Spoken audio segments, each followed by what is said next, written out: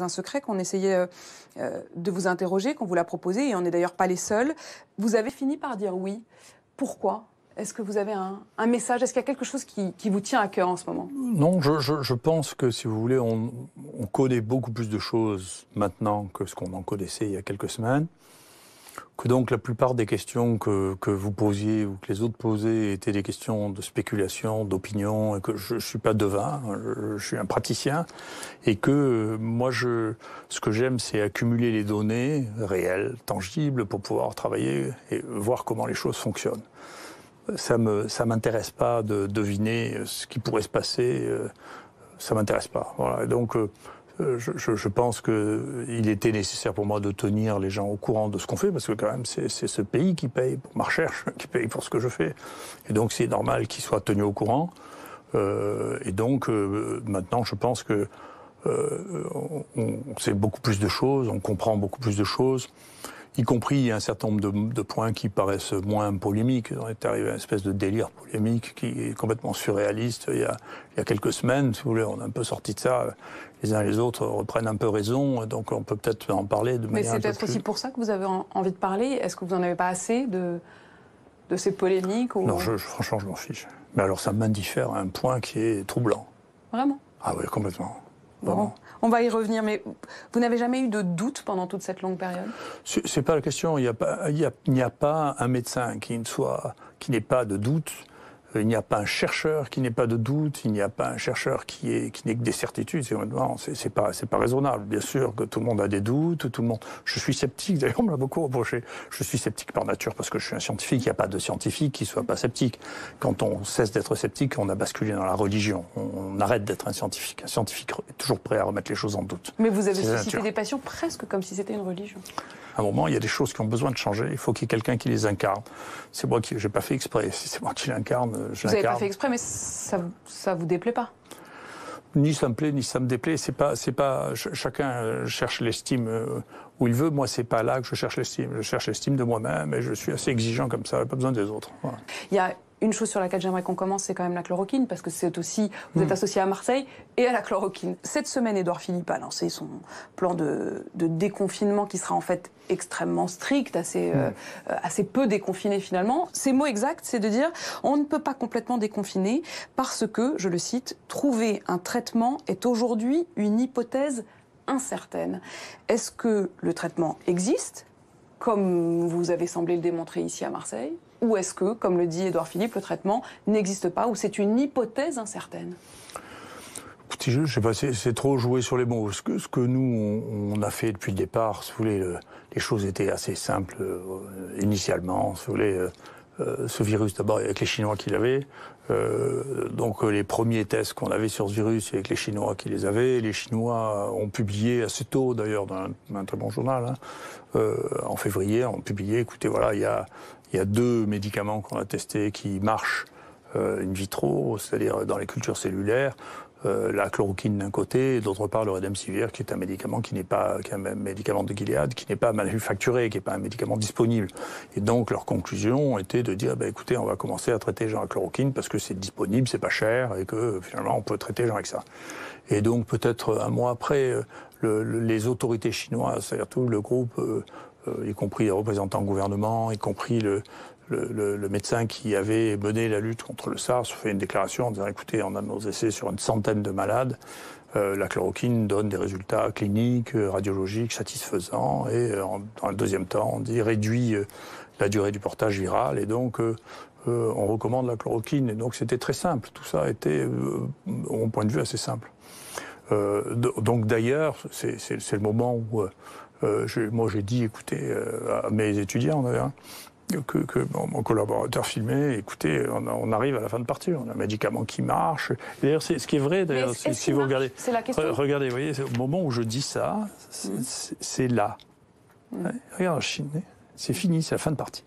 D'accord ? Ça, c'est la Chine, hein ? Oui, ça a sifflé à la fin de partie. C'est vraiment ce qui s'est passé. Donc c'est assez intéressant.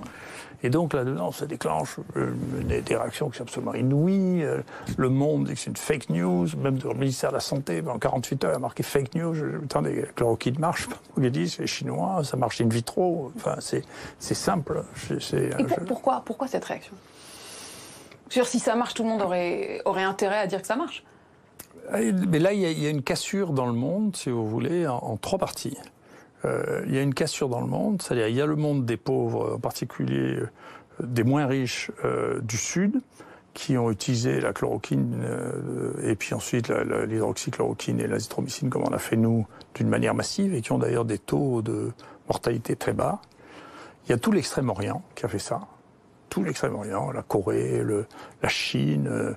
Maintenant, il y a des études prophylaxiques avec la chloroquine qui se mettent en place en Thaïlande, en Inde. L'Inde a mis ça en prophylaxie chez tout le personnel de soins. Donc, c'est des millions et des millions de gens ont été traités avec ça. Et il y a la question de l'Europe de l'Ouest. Enfin, la Russie aussi, vous savez que c'est un... Enfin, il y a plus Europe de l'Ouest et États-Unis ? Europe de l'Ouest et en partie les États-Unis, si vous voulez, qui ont une position qui, de mon point de vue, est influencée par les gens qui, depuis une vingtaine d'années, travaillent sur les molécules nouvelles pour le sida ou pour les hépatites chroniques, qui ont pris cette habitude d'avoir des essais thérapeutiques, de faire des essais thérapeutiques, d'ailleurs, et de faire des essais thérapeutiques avec des molécules nouvelles, qui ont pris en particulier avec Gilead. Et donc ça va, tous les référents font partie finalement de ces équipes-là qui, depuis des années, travaillent avec ça comme ressource. C'est quoi ça ? Ça repose sur quoi cette méthode-là ? Non, après les méthodes d'analyse, c'est autre chose. Simplement, l'idée, si vous voulez, qui est une idée générale, hein, qui n'est pas spécifique à ça, c'est que nous avons vécu 1 siècle et demi d'avancées technologiques, d'augmentation de l'espérance de vie, de nouveaux médicaments en permanence, et que cette idée-là est une idée qui n'est plus tellement vraie. C'est-à-dire que des médicaments qui révolutionneraient maintenant l'espérance de vie, il n'y en a pas beaucoup. C'est pas sûr qu'il y en a, il restera des niches, hein, les cancers jeunes, graves. Pour le reste, vous voyez, les pays pauvres actuellement sont en train de nous rattraper en termes d'espérance de vie. Ça veut dire que vous estimez qu'en fait, ils continuent à chercher des trucs nouveaux, alors que vous dites, au fond, on a déjà ce qu'il faut ? Ça veut dire que par rapport à ce qu'on avait il y a 20 ans, on a un capital en médicaments qui sont extraordinaires.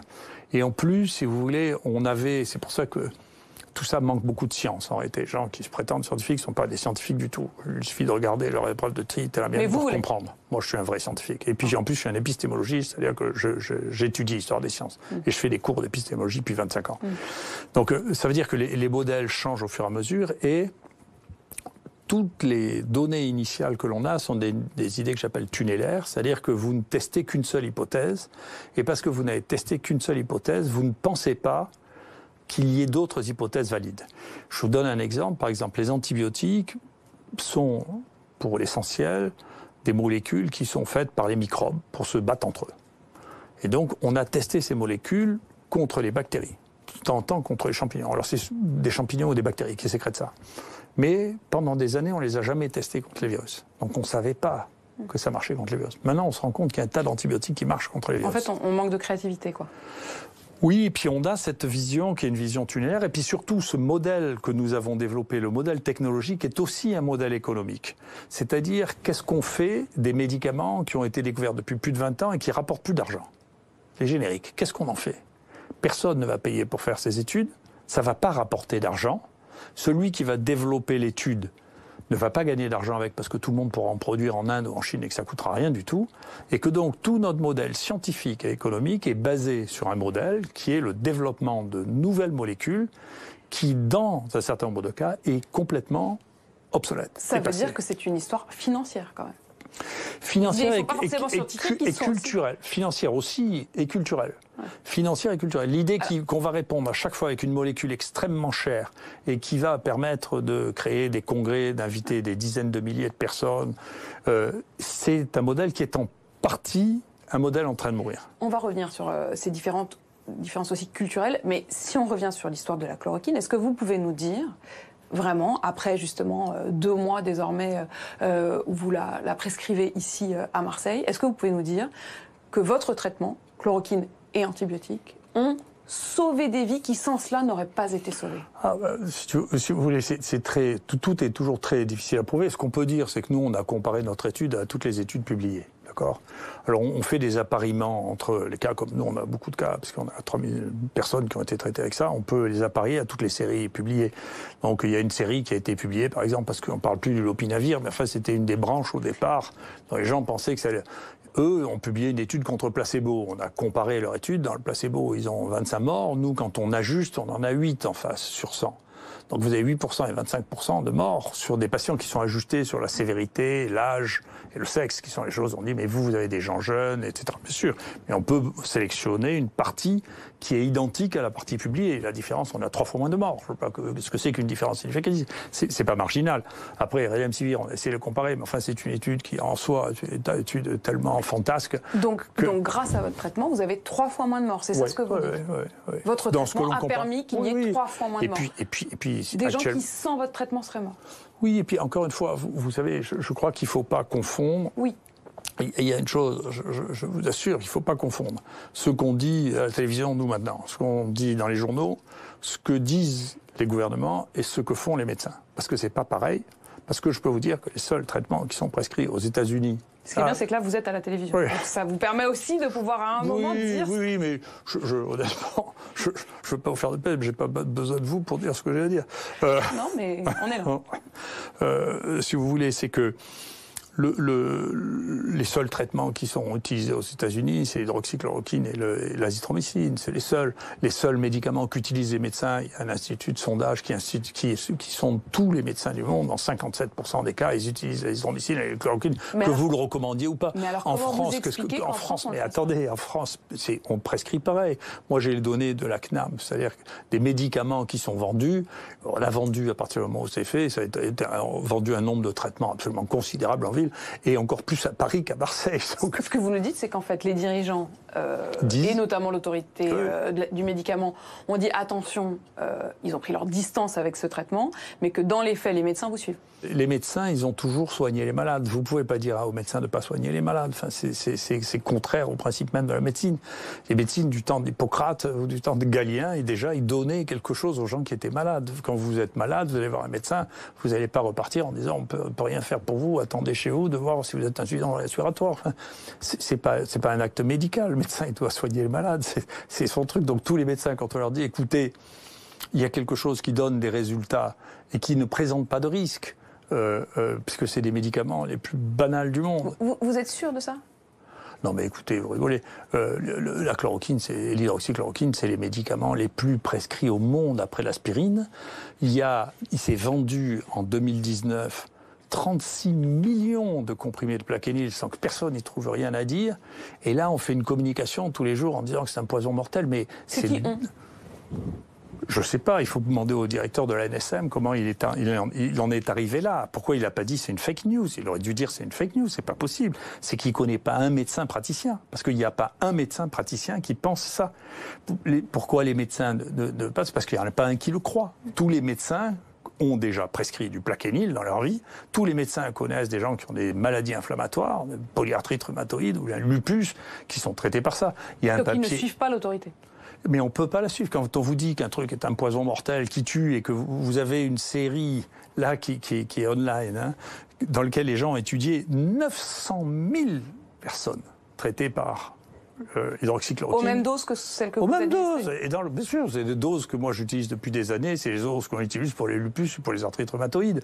Donc, et qu'ils ne voient aucun accident cardiaque sur 900 000 personnes. Non mais dites, c'est des études. Avant de refaire des études comme ça, il faudra en faire. Donc je sais plus ce que c'est la sécurité. Si ça, c'est pas sûr, alors on sait plus ce que c'est. Donc tout ça n'est pas raisonnable. Après, si... Ça vous met en colère, ça ? Non, ça m'intéresse. Je pense qu'on est dans un changement du monde très important. On est un changement de modèle, c'est ce que je vous explique. C'est-à-dire que la course en avant technologique en disant les vieux médicaments sont moins bons que les nouveaux médicaments, qui est dans la pensée de beaucoup. Il y a des gens qui sont très honnêtes, qui pensent ça très honnêtement, si vous voulez, que les nouveaux médicaments sont moins toxiques que les vieux médicaments, qui pensent ça. Mais c'est une opinion. Ils ont besoin d'une croissance d'entreprise, d'une logique d'entreprise. Oui, on est dans une logique qui a été la logique de l'Europe et des États-Unis depuis le 19e siècle. C'est sa logique, c'est une course en avant technologique avec des brevets qui durent très peu de temps, qui veut dire que dès qu'on a découvert, il y a aussi une réflexion à avoir sur la durée des brevets. Si les brevets ne durent que 20 ans, il faut trouver une nouvelle molécule pour faire de l'argent. Est-ce que ça met en danger la vie des gens? Est-ce que ce que vous démontrez à l'instant sur l'aspect presque économique d'une espèce de course en avant vers des nouveaux brevets, peut-être la question même du principe de précaution, est-ce que ça met en danger la vie? Ou est-ce que ça empêche de soigner? Je ne sais pas. Le principe de précaution dans cette analyse a une certaine logique, si vous voulez. J'aurais peut-être pas dit ça il y a 10 ans, si vous voulez. Maintenant, je pense ça. C'est-à-dire que on est dans une société où, en dehors des crises, si vous voulez, les gains à espérer en espérance de vie sont très faibles. Donc, avant de changer quelque chose, il faut bien réfléchir parce que les bénéfices à espérer sont très faibles. Et donc, toute la question du risque, c'est une question du bénéfice. D'accord ? Donc, si vous êtes dans une situation, ce qui est le cas, on est dans une situation de plateau en termes d'espérance de vie, c'est plutôt les pauvres qui nous rattrapent, si vous voulez, et bien sûr l'Extrême-Orient qui commence à avoir une espérance de vie un peu plus longue que la nôtre. Dans cette situation-là, que vous disiez, écoutez, moi je suis dans le principe de précaution parce que pourquoi prendre des risques alors que j'attends pas de gains significatifs, je le comprends. Le problème des crises, c'est que c'est pas comme ça. Le problème dans les crises, c'est qu'il faut accepter de prendre un certain nombre de risques parce qu'il y a quelque chose de nouveau et qu'on ne sait pas le gérer. Et que donc, il y a une certaine incertitude au moment où on fait les choses qui est naturelle. Est-ce que ça veut dire que les pays que vous décrivez d'Europe occidentale se sont embourgeoisés en quelque sorte? Surtout, ils sont morts plus que les autres, hein. Beaucoup plus que les autres. Ah, vous regardez la mortalité par Covid dans les pays, c'est l'Europe de l'Ouest qui a le record du monde. Et il n'y a pas une question peut-être de géographie ou de température? Je ne crois pas, je ne sais pas quoi. C'est spectaculaire, c'est la première fois que sont dans les pays les plus riches qu'il y a la plus forte mortalité quand même. Hein. Et ça, c'est à cause du traitement? Pour l'instant, c'est surtout à cause de pas de traitement. On est les seuls à pas avoir traité aussi. Hein. Donc les autres, ils ont détecté, traité. Hein. Donc nous, on a décidé qu'il fallait pas traiter à un bout d'un moment. Si vous voulez, c'est tous ceux qui ont traité ont une mortalité inférieure à l'autre. Mais ce que vous nous dites est quand même très grave. Ça veut dire que vous estimez qu'il y aurait beaucoup moins de morts aujourd'hui si on leur avait prescrit? Les 15 pays dans lesquels la mortalité est la plus forte, c'est que des pays d'Europe de l'Ouest et les États-Unis. Il n'y en a qu'un qui est au milieu pour des raisons qui sont un peu complexes dans les 15, qui est l'Iran, dans lequel c'est contrôlé maintenant pour les mêmes raisons. Ils ont distribué la chloroquine comme des malades, ils ont contrôlé la maladie. Mais vous nous avez dit, je suis médecin, je veux traiter, j'ai un malade devant moi, je veux le traiter. Ça vous rend pas dingue de voir que on a le traitement, enfin en tout cas à vos yeux, le traitement il existe, il pourrait permettre moins de morts et on ne le fait pas? J'ai dit comment je traitais les gens. Encore une fois, si vous réalisez pas qu'il y a 57% des médecins du monde qui utilisent ce traitement, que c'est le seul qui est utilisé aux États-Unis, il paraît même, je sais pas si c'est sur votre télévision, là, que Agnès Buzyn a prescrit à un producteur de télévision. Donc c'est quand même que j'ai une influence sur la prescription qui est notable quand même. Enfin, je sais pas si c'est vrai. Enfin, ça vous devez vous en réjouir quand même, non? Oui, parce que ça veut dire, ce qui est compliqué, c'est que, je l'ai déjà vu, parce que j'ai fréquenté le ministère quand même, dans ma vie, il y a une espèce de déconnexion obligatoire qui se fait entre le cœur de métier que l'on a et les fonctions qu'on occupe. Et donc, je suis content pour elle qu'elle soit restée un médecin. Parce que face à un malade qui vous dit, écoutez, je suis malade, qu'est-ce que je fais? Si vous voulez, de redevenir un médecin et de ne pas le traiter en ministre, mais en médecin, c'est bien. Vous aviez des doutes, visiblement. Le message que vous passez, c'est qu'un médecin qui devient ministre, il perd le cœur, il perd l'intuition, et il passe du mauvais côté, quoi.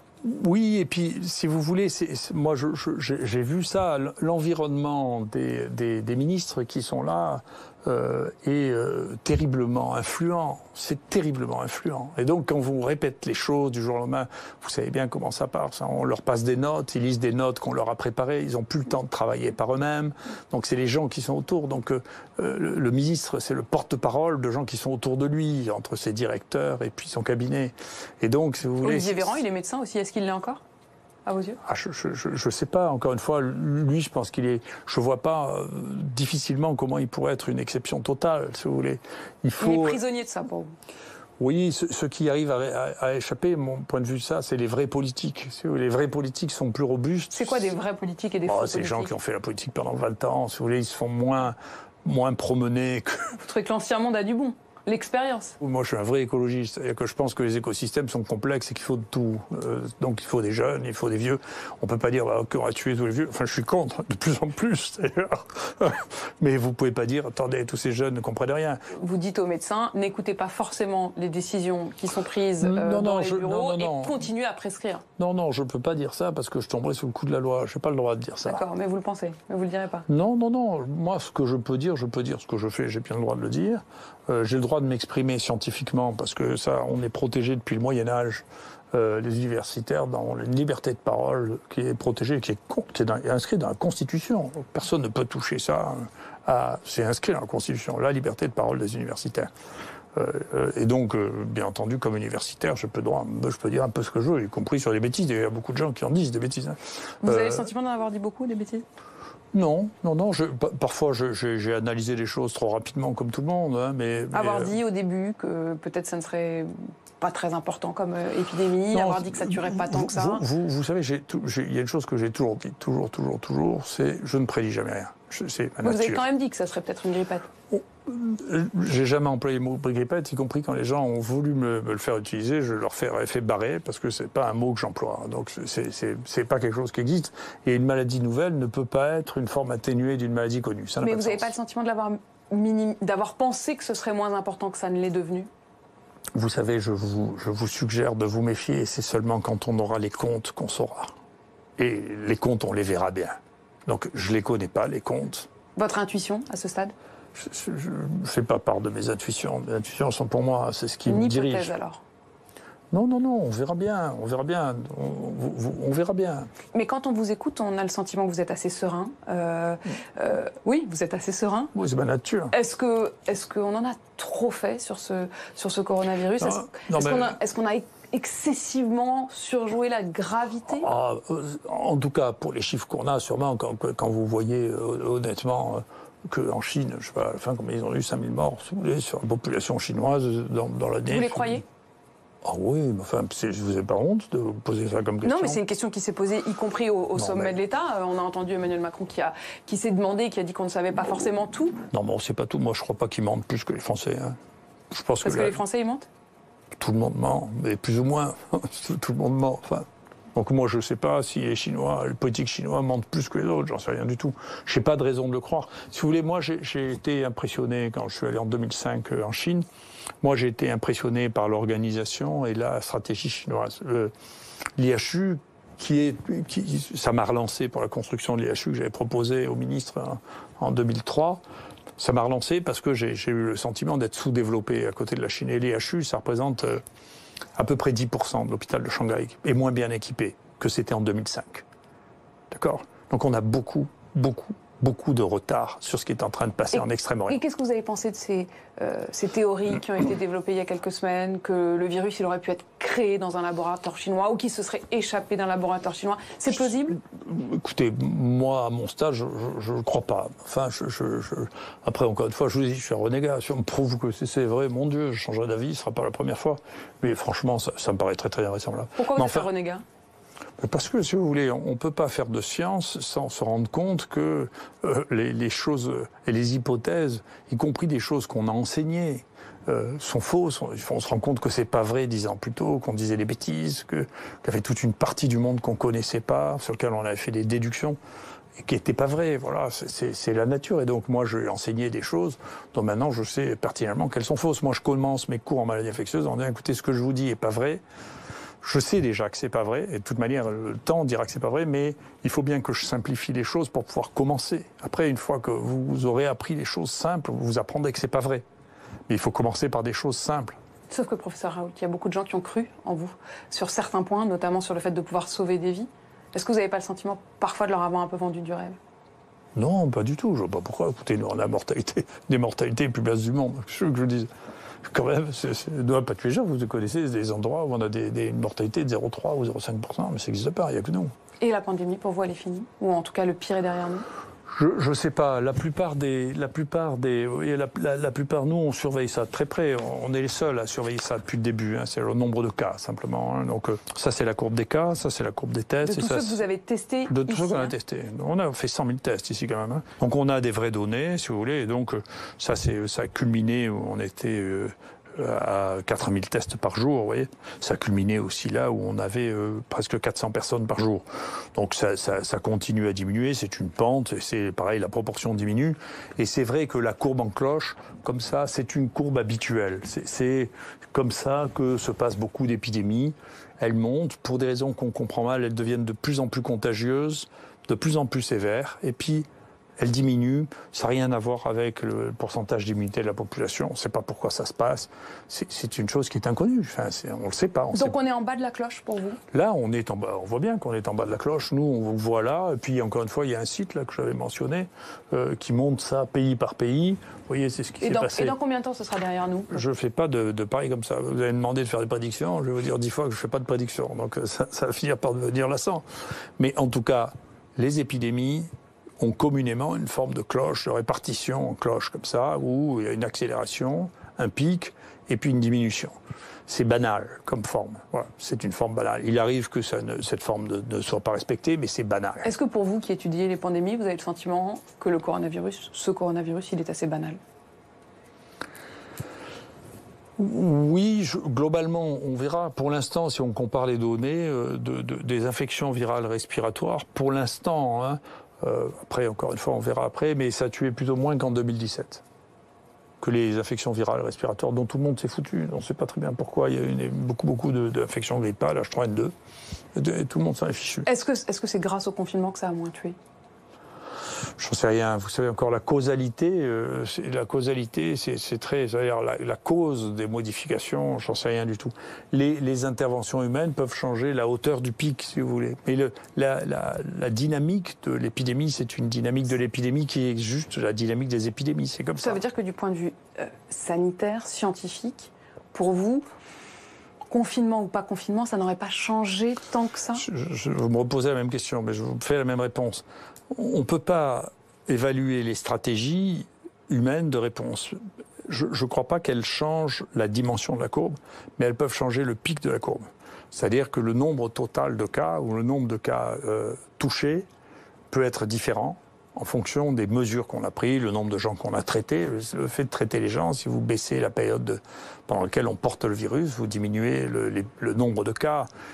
Si vous évitez la contagiosité d'une manière ou d'une autre, et je ne sais pas bien évaluer le confinement, donc je n'ai pas vraiment d'idée. Et puis, c'est très compliqué, c'est une décision politique. Et les décisions politiques, elles ont des facteurs multiples que je ne sais pas juger, et que je ne veux pas juger d'ailleurs. Hein. Donc, la peur, moi, il y a une chose qui me fait plus peur que n'importe quoi, je suis toujours d'accord avec moi, c'est la peur. On n'a jamais vu une humanité quasi complète confinée d'un coup. Est-ce que c'est parce que ce virus était plus grave que ce qu'on n'a jamais connu, ou est-ce que parce que notre société ou notre époque est une époque peureuse?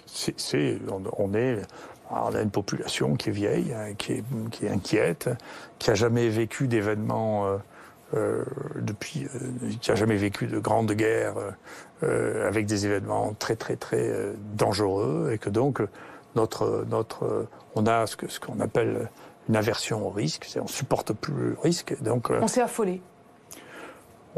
Notre seuil de peur est beaucoup plus bas que ce qu'il était chez les gens qui avaient eu régulièrement des sujets de conflit on a une espérance de vie qui est très élevée, donc on a l'habitude de vivre vieux, et donc le moindre événement qui pourrait interrompre ce cours-là est vécu très différemment par notre époque que les époques antérieures. Emmanuel Macron, qui a parlé de guerre, il est venu ici, il est venu dans ce bureau, il est venu vous rencontrer. Qu'est-ce qu'il est venu chercher? Écoutez, je crois qu'il a d'abord eu raison de venir. C'était très bien. Pourquoi c'était très bien? Parce que d'abord, ça permettait d'exposer les choses que les données que j'ai, donc la perception que je tire de ces données. Il y avait des données qu'on était les seuls à voir, qu'on était content de communiquer, en particulier, je vous dis, sur le risque chez les enfants, sur l'allure de la courbe, l'évolution de la courbe, les stratégies thérapeutiques que l'on a. Et donc, moi, j'ai trouvé ça... en plus, je reconnais que quand il nous avait demandé de passer à l'Élysée, moi, comme d'habitude, je parlais pas comme les autres. Et donc, je pense que ce que je lui disais l'intéressait. Et pourtant, il vient ici, vous lui faites ses démonstrations, et derrière, c'est pas suivi de fait. C'est-à-dire, votre traitement n'a toujours pas été validé. Il y a toujours cette défiance. Encore une fois, je pense que la décision politique, je vous l'ai dit, je trouve que la décision politique est au moins aussi compliquée que comprendre les épidémies. Je sais que c'est difficile à comprendre les épidémies. Donc dedans, il y a toutes sortes d'influences, il y a des gens... C'est un peu le danger des gens qui entourent ces politiques, c'est qu'ils sont sur un mode très... Et même quand on est président de la République, on n'arrive pas à prendre l'ascendant là-dessus ? Je sais pas. Encore une fois, le métier de politique, moi j'ai vu vraiment le champ politique en action, c'est un métier difficile. Donc c'est un métier complexe. Moi, j'aurais jamais voulu faire un truc pareil. Hein. Mais quand il était ici, vous avez eu le sentiment qu'il était convaincu ? Je crois qu'il était intéressé, je crois qu'il comprend très bien, enfin c'est un homme intelligent, ce sera une surprise pour personne, il comprend très bien, quand on lui dit quelque chose, il comprend très bien. Après, comment il transforme ça en politique, c'est le métier des politiques, ça c'est pas le mien, vous voyez. On ne sait pas tout, on s'est rendu compte que le pays n'était pas prêt à subir une crise. Oui, puis l'organisation, l'entraînement, le personnel a peur. Il est comme tout le monde, le personnel. Nous, ils ont des entraînements tous les mois, on les entraîne, donc les gens sont entraînés, comme à l'armée, si vous voulez. Donc les gens sont entraînés. Quand ils sont entraînés, ils n'ont pas ces réactions de peur. Sinon, les gens sont affolés, et vous avez les techniciens qui sont affolés, les infirmiers sont affolés, s'ils n'ont pas l'habitude. D'accord ? Là, on vient de faire, pour le personnel de soins, on vient de les tester pour regarder s'ils avaient des anticorps, et on leur a montré qu'ils n'avaient pas plus d'anticorps que toute la population environnante, en dépit du fait qu'ils ont vu défiler 5000 personnes qui avaient le coronavirus. Donc on les a bien gérés. On a géré leurs risques. Ce que vous nous dites, c'est que dans ce bâtiment où vous êtes en contact en permanence avec des malades, parce que vous les testez, parce que vous les traitez, le personnel soignant, pourtant, n'a pas contracté la maladie davantage que le reste de la population. Oui, bien sûr. Bien sûr. Et non seulement sur les tests qu'on a fait au fur et à mesure, pour regarder par PCR s'il y a le virus, mais maintenant, il y a des techniques sérologiques qui fonctionnent, et on a testé pour regarder s'il y a des anticorps. Et donc, ce qu'on appelle la séroprévalence, c'est la présence d'anticorps chez les gens, elle est de 3%. Comment vous l'expliquez ? C'est que, d'abord, c'est pas d'une contagiosité extrême, d'une part, et que d'autre part, les mesures de sécurité qu'on a prises ici étaient efficaces, et qu'on sait, nous, traiter les maladies contagieuses, on sait le faire. Vous nous dites que le coronavirus n'est pas d'une contagiosité extrême, je reprends vos mots. Oui, tout à fait. Ouais. Mais de manière, vous voyez bien, si à la fin... Mais alors, pourquoi on en fait tout cela ?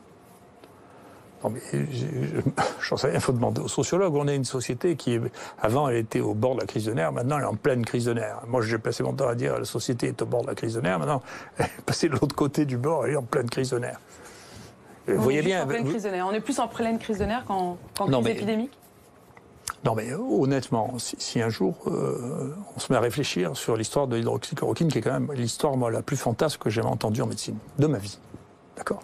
C'est-à-dire un médicament qui existe depuis 80 ans, qui a été prescrit peut-être à un tiers de la population du monde, qui en France est vendu à 36 millions de pilules par an, et d'un coup, il y a toutes les autorités qui commencent à dire que c'est un truc épouvantable, criminel, qu'on va mourir tous d'arythmie cardiaque parce qu'on prend ce truc. C'est le truc le plus fantasque que j'ai jamais vu. J'ai jamais entendu parler d'un truc aussi fantasque que ça. C'est inouï. Inouï. C'est incroyable. Comment on a pu croire et comment même on a pu véhiculer cette histoire. Comment se fait-il que personne soit tourné vers son médecin généraliste en disant « c'est vrai que ce truc, c'est un poison terrible ». Enfin, tout le monde a prescrit ça. Comment il est possible de faire une crise de nerfs de cette nature-là, et bien qu'on est dans la crise de nerfs.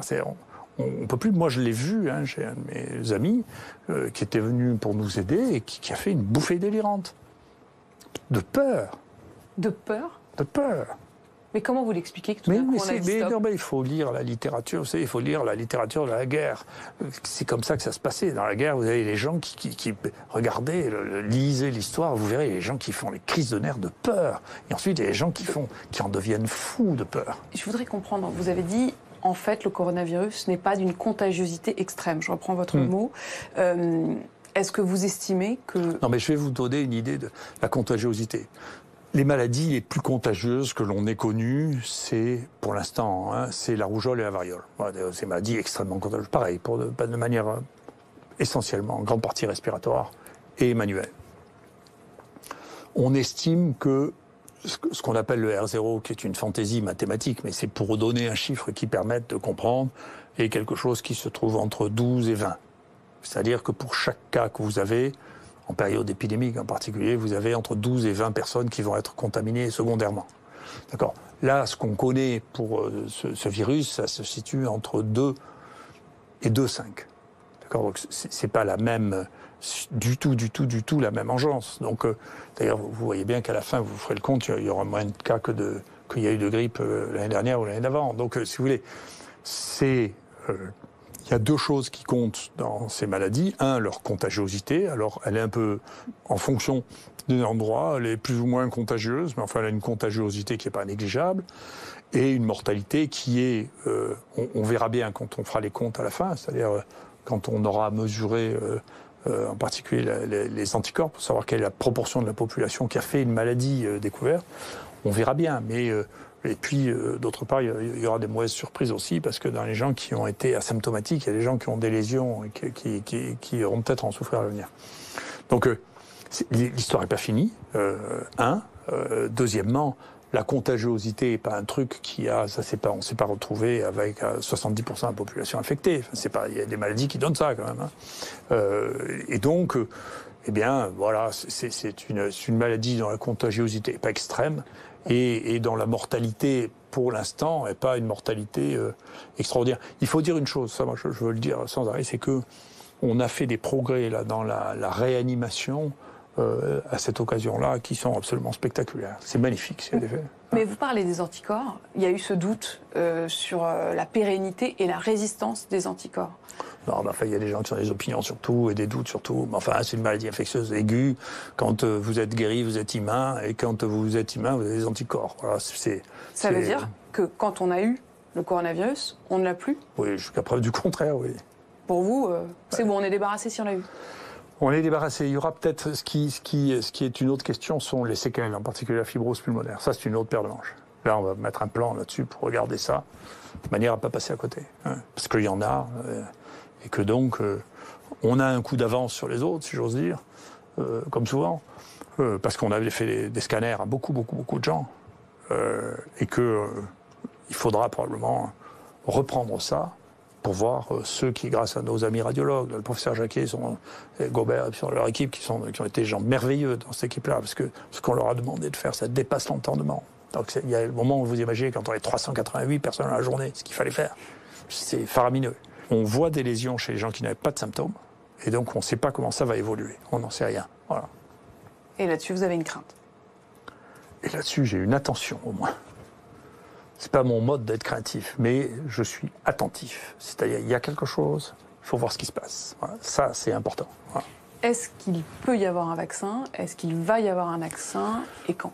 Vous voyez, là encore, vous me demandez de faire de la prédiction. J'en sais rien. Si vous voulez... Je ne sais même pas si cette maladie existera encore l'année prochaine, j'en sais rien du tout. Après, si vous voulez, les vaccins, c'est encore plus compliqué que les épidémies, parce que les vaccins, pour faire des vaccins, on peut toujours faire des vaccins, il faut faire attention. Là, il y a quelques essais qui montrent, qu'il y a un papier qui dit, attendez, dans les vaccins, il y a des choses qui donnent des effets secondaires très importants, il faut faire attention, on ne peut pas faire des vaccins comme ça à la sauvage. Si vous voulez, il ne faut pas faire ça, il faut les évaluer réellement. La sécurité, il faut vraiment l'évaluer correctement, pas faire de bêtises. Donc c'est un pari considérable de faire un vaccin. Donc il faut déjà trouver un vaccin. Encore une fois, ça ne me paraît pas insurmontable parce que pour les maladies aiguës, en général, on arrive à faire des vaccins. Ensuite, une fois qu'on a fait le vaccin, il faut que la maladie soit encore là. Donc si on a le vaccin, il n'y a plus de maladie, un truc. Puis il faut que les gens veuillent avoir du vaccin, parce que vous leur demandez maintenant qu'ils ont tous terrifiés s'ils veulent un vaccin, ils vont vous dire oui. Mais quand vous voyez qu'un vaccin contre la varicelle, qui fait quand même plusieurs centaines de milliers de cas par an en France, est pas recommandé, et pas utilisé, alors que depuis 20 ans, il est fait aux États-Unis, vous voyez aussi, c'est compliqué. C'est la politique, c'est social, c'est pourquoi on fait pas... On a le vaccin contre la varicelle, contre les rotavirus. Je ne sais pas si vos gosses sont vaccinés, vous devriez les vacciner si vous ne l'avez pas fait. En tout cas, je vous le recommande moi. J'ai compris, j'y songerai. Professeur, vous, si le vaccin existait, vous vaccineriez justement vos proches? Le vaccin contre le coronavirus? Non, mais encore une fois, je ne peux pas. Chaque fois, vous essayez de me tirer vers du nez, mais globalement, je sais. Chacun son métier. Si le coronavirus disparaît maintenant, comme beaucoup de maladies saisonnières, s'il disparaît maintenant, s'il revient l'année prochaine, on verra bien s'il revient l'année prochaine. Si vous voulez, déjà, la question se reposera seulement s'il revient l'année prochaine. Et donc, moi, je ne suis pas spéculatif, je ne sais même pas. Si on a regardé le SARS, ça s'est arrêté en juillet 2003, puis il n'y en a plus jamais eu. Donc, et pourtant, les gens ont préparé les vaccins. Là, elle pourrait disparaître dans quelques semaines, la maladie. C'est possible. C'est pas Certains impossible. parlent d'une seconde vague. Non, mais je ne sais pas d'où ça sortit, c'est encore une espèce de fantaisie, ça. C'est une fantaisie, l'idée d'une seconde vague. Non, mais on peut tout imaginer, on peut avoir de l'imagination surtout, mais c'est de la science-fiction. Donc on peut penser ça, on peut penser le contraire. Moi, je ne veux pas avoir des opinions sur des choses. Vous n'avez pas d'opinion sur l'idée d'une seconde vague? J'ai l'opinion que, si vous voulez, des infections respiratoires dans lesquelles il y a des secondes vagues, il n'y en a pas. Donc je ne vois pas pourquoi il y en aurait pour celle-là, quoi. Non, les gens font un peu un fantasme sur la grippe espagnole. Donc ils se fixent. Mais la grippe espagnole, c'est le grand guignol qui sert à faire peur aux gens, si vous voulez. Donc ils sont morts d'infections bactériennes, les malheureux, parce qu'il n'y avait pas d'antibiotiques, surtout. Hein, c'est ça dont ils sont morts pendant la grippe espagnole. C'est pas le cas. De 500 000 morts? Ouais. 500 000 morts, ça fait beaucoup, hein. Non, il disait la prochaine grippe espagnole. Non, ça ne peut pas arriver parce que l'histoire ne se répète pas. Et pour une bonne raison, c'est que 97% des gens qui sont morts de grippe espagnole sont morts de surinfection bactérienne. Et donc, ils sont morts de staphylocoque, de hémophilus, de pneumocoque, et on a les antibiotiques pour ça. Donc, ce n'est pas une question. Un mot sur les enfants et le déconfinement. On a vu que certains pays décident de garder les écoles fermées jusqu'en septembre, que nous, on a décidé de les rouvrir progressivement à partir du 11 mai. Est-ce que renvoyer les enfants à l'école, pour vous, c'est quelque chose de raisonnable? Je ne prédis pas ce qui va se passer. Dans l'état actuel, si l'évolution de la maladie continue à avoir cette allure-là, il y a des gens là, qui sont à Singapour qui ont calculé que, compte tenu de la courbe qu'on observait en France, on passerait de 97 à 99% de l'épidémie pendant la deuxième semaine de mai. Donc, basé sur des analyses comparatives sur tout ce qui s'est passé dans le monde. Mon Dieu, ça ne me paraît pas illogique. Donc, ça me paraît être la solution pour l'instant et dans l'état de nos connaissances la plus plausible. En tout cas, on ne prend pas un risque? Non, et puis si vraiment il se passe quelque chose, on peut toujours le changer. De toute manière, encore une fois, les enfants ne sont pas ni les plus sensibles, ni les plus malades, et que donc, là, au moins, on peut rassurer les gens là-dessus. C'est pas les petits qui vont être les plus malades et qui vont courir des risques plus importants. Donc, vous, en tout cas, vous n'auriez pas d'état d'âme. Je ne sais pas à quel âge ont vos enfants, mais s'il fallait les renvoyer à l'école. Les enfants, ils ne vont plus à l'école. Vous n'auriez plus d'état d'âme. Petits-enfants, alors, peut-être? Les petits-enfants, oui. Donc, je ne suis pas inquiet. Mais ça ne veut pas dire que ma fille ne soit pas. Mais moi, je ne serais pas inquiet, voilà. Je ne serais pas inquiet. Mais s'il se passe quelque chose, rien n'empêche de changer d'avis. Donc, si vous voulez, c'est difficile, encore une fois, parce que le processus décisionnel, le processus de la décision est très lent, très complexe. Encore une fois, tout le monde, je le sais bien, au niveau des ministères, au niveau tout le monde donne son avis, et donc la décision politique, c'est très difficile, et c'est long, et c'est complexe, si vous voulez. Et donc, on a l'impression que c'est quand vous avez cet énorme porte-avions, c'est le cas de le dire, vous voyez, a pris une direction, pour lui faire changer de direction, c'est compliqué. Pourtant, c'est assez simple dans notre situation. Sur les enfants, il y a une alerte qui a été lancée en Grande-Bretagne et en Île-de-France. Un petit nombre d'enfants, une vingtaine en région parisienne, entre 2 et 10 ans, qui présentent des syndromes graves, des douleurs abdominales aiguës, des troubles gastro-intestinaux, une inflammation cardiaque qui ressemble à une myocardite. Ça pourrait être, dit notamment les autorités de santé Grande-Bretagne, une complication du coronavirus. Est-ce qu'il faut prendre ce genre d'alerte au sérieux? Si vous voulez, les alertes, c'est les alertes, hein, c'est votre truc, c'est pas le mien.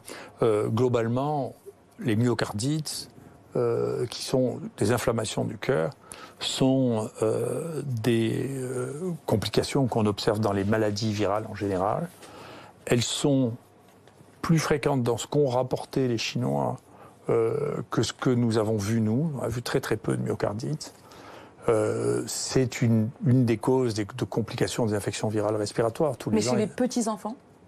Chez tout le monde. Dans les grippes, ça tue, les myocardites tuent dans les grippes. Hein. N'oubliez pas, pour l'instant, la grippe a tué beaucoup plus d'enfants que ce que a tué le coronavirus. Hein. Donc la grippe tue. Mais c'est vrai qu'il y a des myocardites.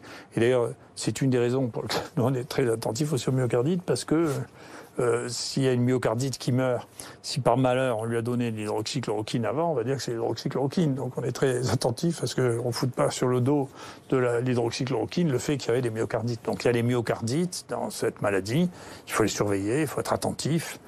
Les myocardites, il y a des gens qui meurent de myocardite. Je voudrais quand même vous entendre sur cette étude américaine qui avait été dévoilée le 21 avril dernier, qui affirmait avoir traité différemment 3 groupes de malades et que celui traité à l'hydroxychloroquine aurait davantage eu de mortalité que d'autres. Le ministre de la Santé, Olivier Véran, s'est appuyé sur cette étude, l'a citée dans l'hémicycle, et vous dites que cette étude c'est des fake news, que c'est de la chasse aux sorcières. Comment on s'y retrouve? Qui croire? Moi, si vous voulez, je discute pas avec les uns et les autres. À la place publique, moi je sais lire. Si vous voulez, j'ai fait une étude métagénomique. Il ne sait pas lire, le ministre de la Santé? Pas ça, c'est pas son métier. Mais vous entendez pas les critiques pour le coup, l'étude américaine, elle a été faite par des médecins. Est-ce que vous entendez Non, mais ces reproches? pour l'instant, c'est pas une étude publiée, c'est un préprint qui est moderne, ce que nous on utilise aussi, c'est-à-dire que vous balancez sur un site une étude qui n'a été évaluée par personne. Et ensuite, vous avez les commentaires sur cette étude. Donc, si vous étiez une scientifique, vous regarderez, on a fait un commentaire, nous, extrêmement sévère sur cette étude. Ça n'est pas du tout une étude qui a été faite, là aussi, c'est une évolution technique. C'est de la saisie de données. C'est pas des médecins qui ont prescrit ça. Ils ont pris dans les hôpitaux de vétérans des données et il leur manquait le moment où on le prescrivait. Si vous prescrivez ça 48 heures avant la mort prévisible de quelqu'un, bien entendu, c'est pas pareil. Il y a une donnée qui était une donnée très très intéressante, qui était dans leur travail, qui est le facteur prédictif de la mort. C'est la baisse de cellules qu'on a dans le sang, qui s'appelle les lymphocytes. Quand vous avez moins de 500 lymphocytes, la chance, le risque de mortalité est colossal. Et là, pratiquement, la mortalité était entièrement parallèle de la proportion de gens qui avaient des lymphocytes très bas, quel que soit le traitement. Donc on voyait bien que ce n'était pas le traitement qui avait modifié ça. Et ensuite, leur mortalité, c'est des choses qu'on ne voit jamais en France. Ils avaient des groupes de mortalité de 27%. Donc on ne sait même pas ce que c'est, cette mortalité. Il y a 2 autres traitements qui ont été évoqués récemment, notamment le tocilizumab, un anticorps monoclonal dont l'AP-HP, l'Assistance publique des hôpitaux de Paris, affirme, je le cite, qu'il améliore significativement le pronostic des patients avec pneumonie Covid moyenne ou sévère. Qu'est-ce que vous en pensez de ce traitement? La plupart des gens au monde actuellement, quand ils veulent éviter que vous soyez contaminé, quand vous êtes exposé au Covid, disent c'est l'hydroxychloroquine ou la chloroquine. Il y a des millions, peut-être des centaines de millions de gens qui reçoivent ça. D'accord? C'est la raison pour laquelle il apparaît, on verra bien, mais en tout cas on a des données préliminaires en Italie sur le fait que les gens qui ont un lupus, les gens qui ont une polyarthrite rhumatoïde ont beaucoup moins de Covid. Parce qu'ils étaient déjà traités? Parce qu'ils prennent du Plaquenil. Et donc là, c'est ce que je lisais avant que vous arriviez, je n'ai pas fait exprès, il y avait un papier dans la nature dans lequel ils multiplient ça en Inde, ils multiplient ça en trucs de préventif. Donc ça, c'est la première période. C'est la première partie. Après, la même question se pose une fois que vous avez été exposé, pour éviter que le virus se multiplie. Alors, on parle de début de maladie. Donc le premier s'appelle prophylaxie, le deuxième s'appelle la prévention. Donc quand vous êtes là, vous êtes après exposition. Il y a une vraie question, donc c'est une question qui se pose actuellement. Est-ce qu'il faut donner ou est-ce qu'il ne faut pas donner? Pareil, l'hydroxychloroquine, la chloroquine, c'est des médicaments qui ne sont pas dangereux. C'est une vraie question à laquelle il faut qu'il y ait des études qui répondent. Vous savez que c'est ça. Vous y avez répondu dans les faits, vous l'avez prescrit? Non, nous on a testé que des gens positifs.